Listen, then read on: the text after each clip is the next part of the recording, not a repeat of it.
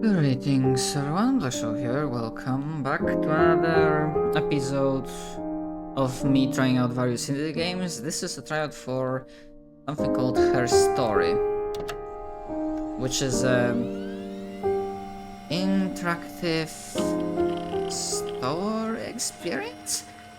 So kind of the deal is that you are observing like a living person doing recording interrogation, I think. You're like learning stuff.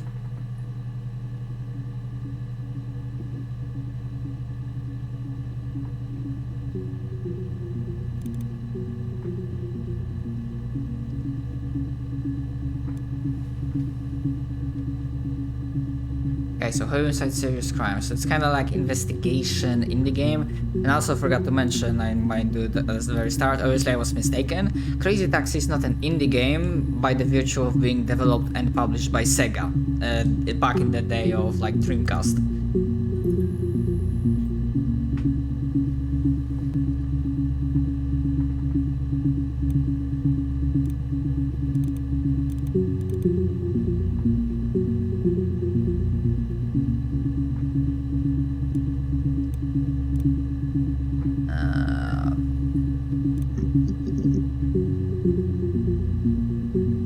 Okay.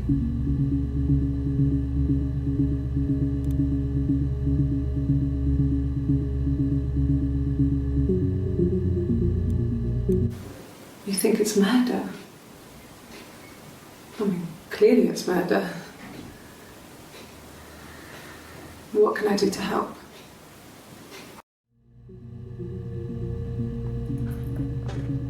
Alright. Not sure I'm supposed to be doing general.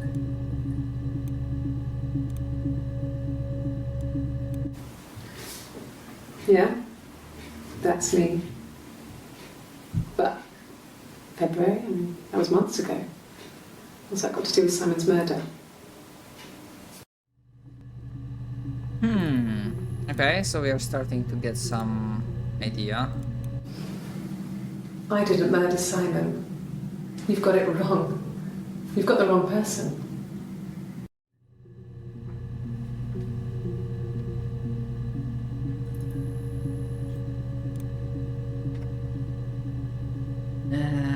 Okay, so didn't murder Simon. So it seems like we are doing some sort of murder mystery thing. I'd like to speak to a lawyer now. Please. You have no murder weapon. You have nothing. And all these stories we've been telling each other. Just that. Stories.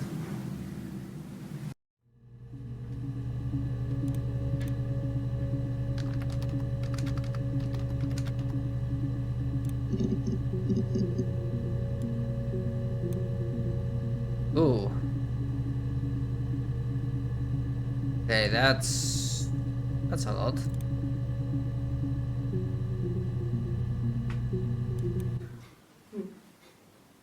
Simon Smith. He works at Ernst Brothers Glass. They do windows, all kinds of glass. Simon does the more special work, mirror making, feature windows, artistic things, really beautiful things.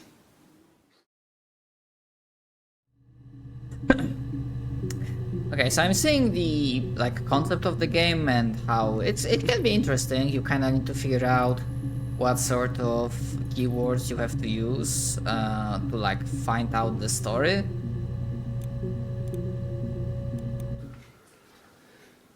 Simon is 6 foot, darkish blonde hair, average build. He's clean shaven. If his beard grows, it goes ginger, so he shaves it. I mean, not that there's anything wrong with ginger hair. I bought a photo instead of spring photo. This was taken last year on holiday in Rome. It's the best one I have. Okay, so we're talking here as maybe he was first missing and then the potential kidnapping missing person case evolved into homicide with her being It's the suspect. Rockington Arms, the Rock. It's run by a nice couple, Peter and Susan. There's some other regulars there that Simon likes to drink with, and the barmaid they're having sometimes, Helen. Peter said Simon had been in and had a few drinks.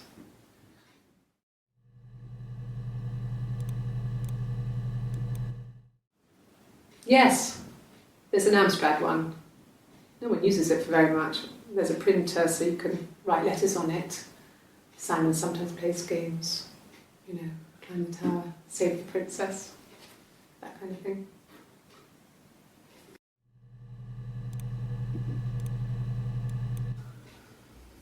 Simon isn't the type to run off or do anything crazy.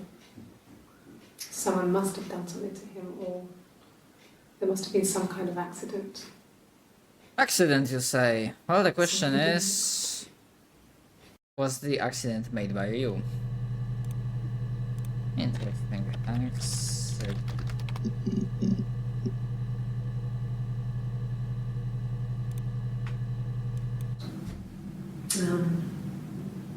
When I was 8, Mother died. She slipped down the stairs. It was an accident. I had read a diary at that point and I knew she wasn't my real mother. So I burned the diary that day and I left. Walked out and across the street. How it changed? Diary. Exactly 5 entries found.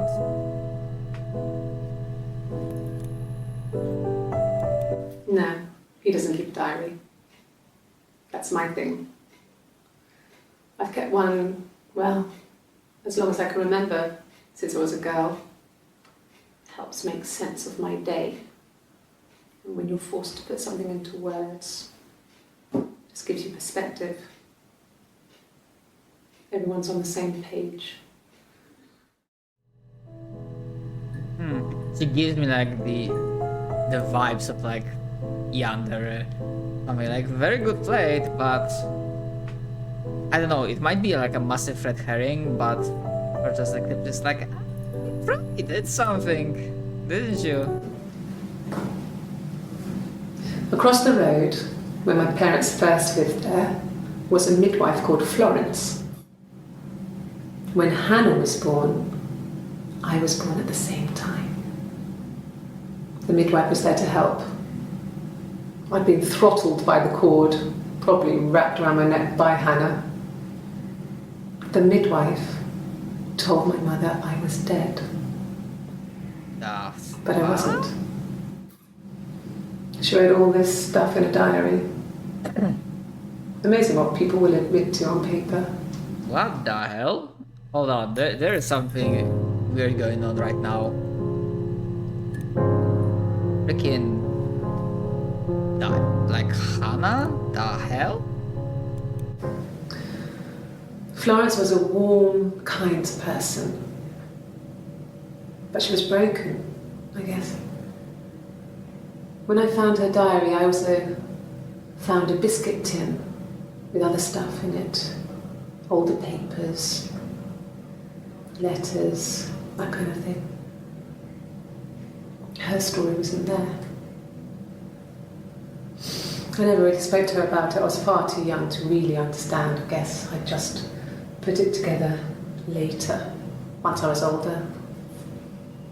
She had loved children, planned to have a large family, but her husband died in the war. And that was back when you married for life. She never felt like she could marry again. Isn't that strange? She was a widow from her 20s. But, I mean, I guess it was different then. You know, you married for life and she felt she could never marry again. I guess it was harder, a war widow. One of the dead. That was I definitely don't an know interesting what's more to it than game. that. Like the writing, the I don't know vibe. It's really interesting. I'm still gonna try it out for 15 to 20 minutes. but it's interesting. It just became our way of life. We would swap places and take it in turns to do things, and we were very careful. Whoever had been out that day would come back and write a detailed diary so that we were on the same page. We had a list of rules that said what we could and couldn't do in any given situation. Hold on. It was exhaustive. We lived a second life through those rules. Rules for things that could only ever happen inside our imaginations. What the hell? And we would consider all the permutations of future events and agree rules to walk our way through them.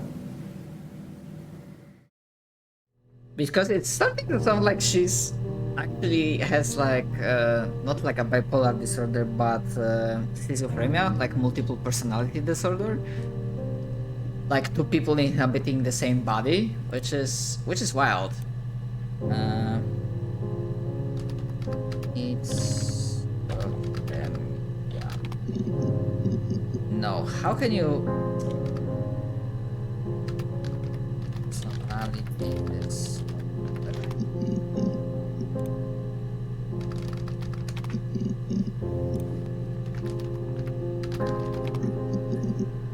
Okay, Lawrence.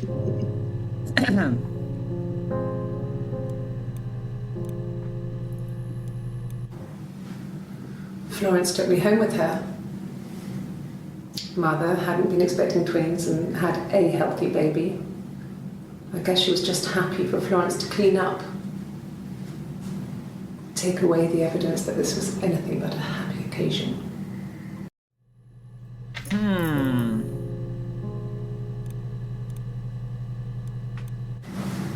Florence raised me in her home.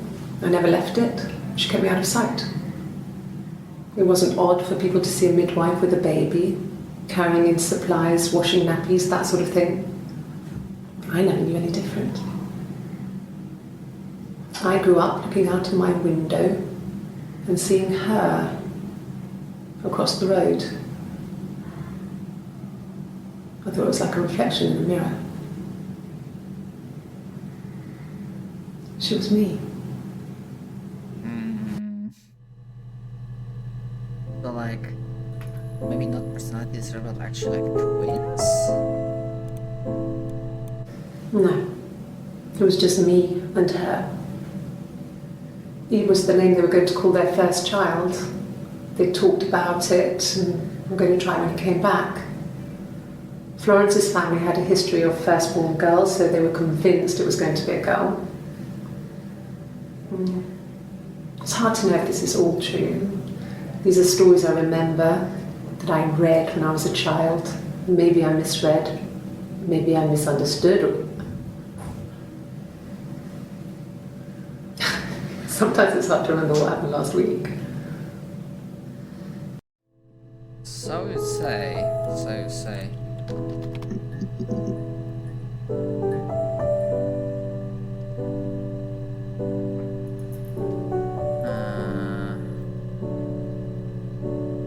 Hold on, there's a new person here.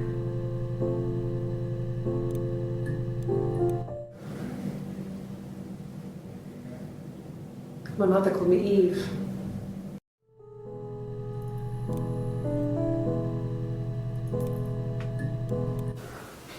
Well, my friend Eve.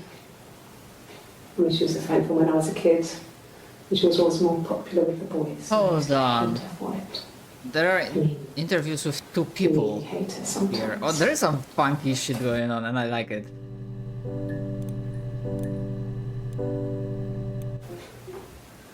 Yes. We'd fight. We fought on the beach once, and I held Eve's head underwater. There was no one else around. It was at the far end of the beach, and I held her head under, and I kept it under. And for a moment, I just wanted to kill her and watch her drown. But that was it. It was just a moment. We made up after. It was a love-hate relationship.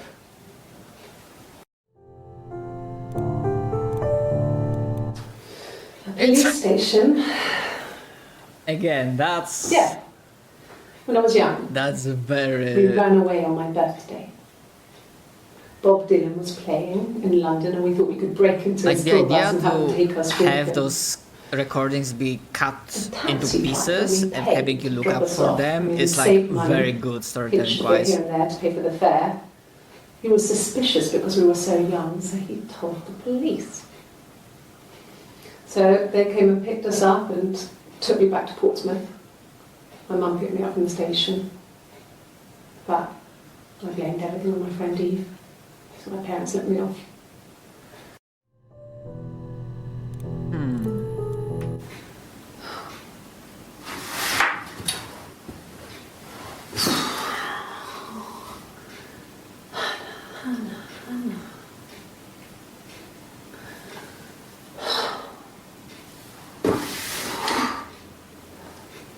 What are you doing talking about Eve?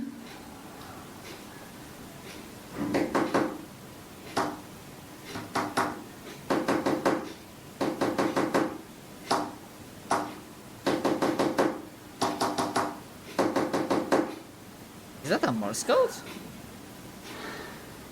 Poor son.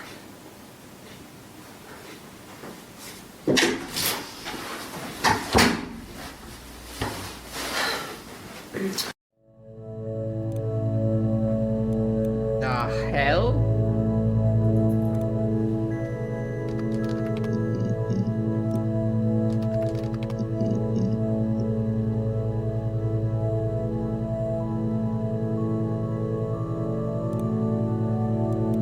My name is Hannah. Hannah. It's a palindrome. It reads the same backwards as forwards. It doesn't work if you mirror it though, it's not quite symmetrical, but well, I mean, you get the idea. Sorry.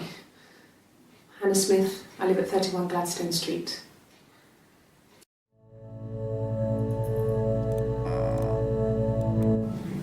Yes, my name is Hannah Smith. Oh, shit. Sorry.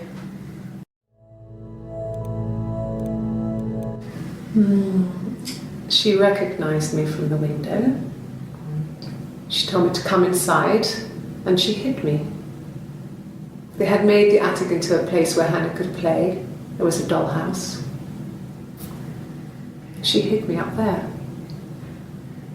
No one else ever went into the attic. It was her place.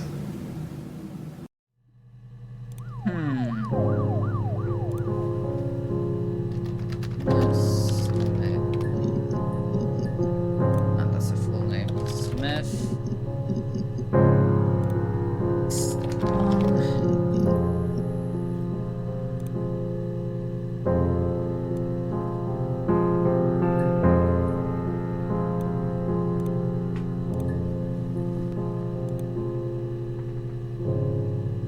So I mean the first 500, but how can I add them?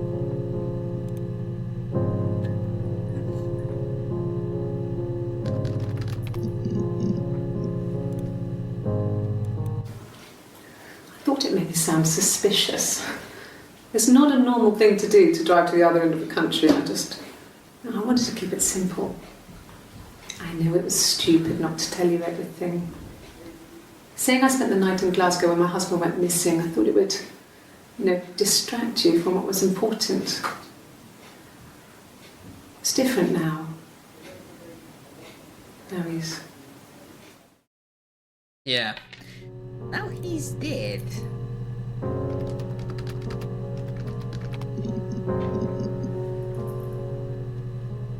More entries.